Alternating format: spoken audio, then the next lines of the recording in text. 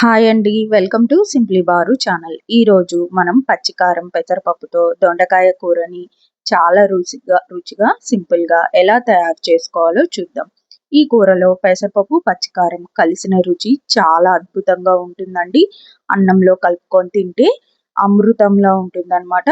So ఇంకా late ఎందుకండి, కూరని ఎలా చేసుకోవాలో చూద్దాం. ముందుగా స్టవ్ పైకి బాండిల్ తీసుకోవాలి. అందులోకి 3 గరిటెల వరకు ఆయిల్ వేసుకొని హీట్ చేసుకోవాలి. ఈ ఆయిల్ బాగా హీట్ అయిన తర్వాత 3/4 kg వరకు దొండకాయల్ని సన్నగా కట్ చేసి పెట్టుకోవాలి. ఈ దొండకాయ ముక్కల్ని వేసుకొని ఒక్కసారి కలుపుకొని ఇందులోకి 1 స్పూను పసుపు, 1 స్పూను సాల్ట్ వేసుకొని బాగా కలుపుకోవాలి.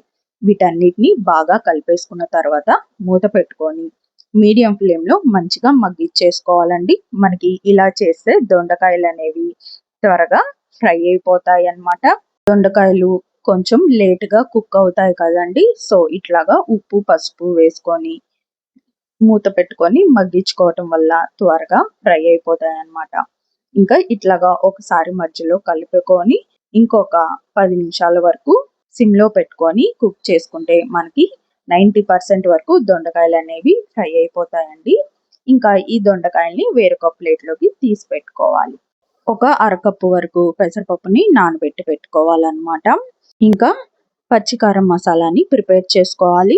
అందుకోసం ముందుగా స్టవ్ పైకి ఇంకొక ప్యాన్ తీసుకొని అందులోకి 1 కప్పు వరకు వేరుశనగపప్పు తీసుకొని మంచిగా ఫ్రై చేసి పెట్టుకోవాలండి. ఈ వేరుశనగపప్పు బాగా ఫ్రై అయిపోయిన తర్వాత వేరొక ప్లేట్లోకి తీసుకొని చల్లారనివ్వాలి.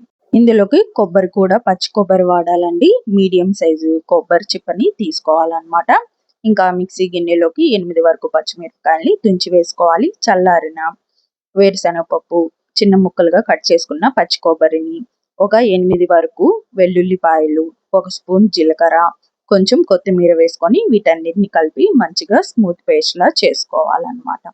ఇంకా ఈ పేస్ట్ ని పక్కన పెట్టేసుకొని స్టవ్ పైకి బాండిల్ తీసుకొని అందులోకి ఆయిల్ వేసుకోవాలి. ఆయిల్ హీట్ అయిన తర్వాత తాలింపు గింజలు మొత్తం ఒక్కొక్క స్పూన్గా వేసుకొని అవి మంచిగా చిటపటలాడనివ్వాలండి. ఆ తర్వాత ఒక ఎండుమిరపకాయని కూడా వేసుకొని ఫ్రై చేసుకోవాలన్నమాట. ఇవన్నీ బాగా ఫ్రై అయిన తర్వాత మనం ఇంకా ఒక మీడియం సైజు ఉల్లిపాయని పొడవుగా కట్ చేసి పెట్టుకోవాలన్నమాట. మరి సన్నగా ఏం అవసరం లేదండి, మీడియం సైజులో కట్ చేసి పెట్టుకుంటే సరిపోతుంది. ఇంకా ఈ ఉల్లిపాయ కొంచెం మగ్గిన తర్వాత కరివేపాకును కూడా వేసుకొని మంచిగా ఫ్రై చేసుకోవాలండి.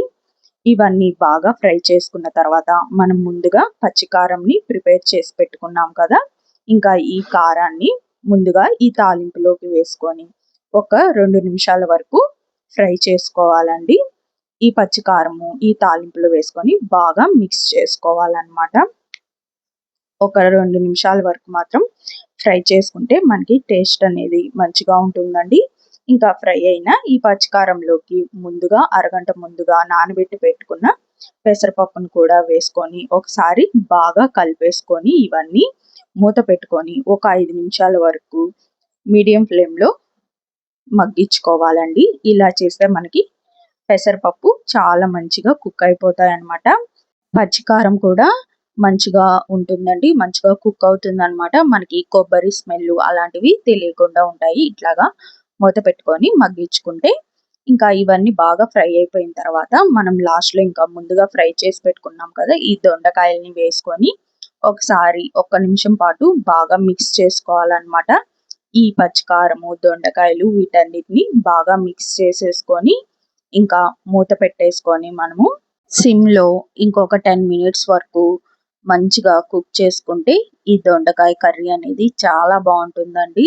మీరు కావాల్సి ఉంటే లాస్ట్లో కొత్తిమీర కూడా యాడ్ చేసుకోవచ్చు అనమాట.